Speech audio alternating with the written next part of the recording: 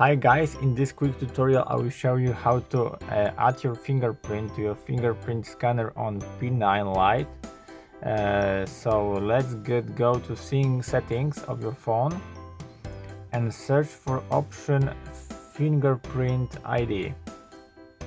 Go there and check the fingerprint management. This is the first option. Now choose a PIN or password, whatever you want. I'm gonna choose the PIN version and make your own combination for a PIN.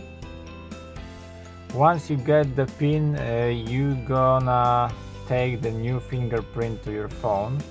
So let's do it.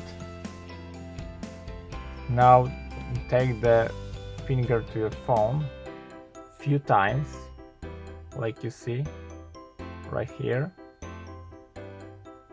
Phone will be asked for this.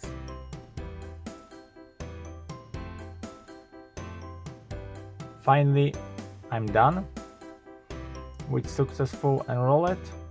So let's go OK. And that's all.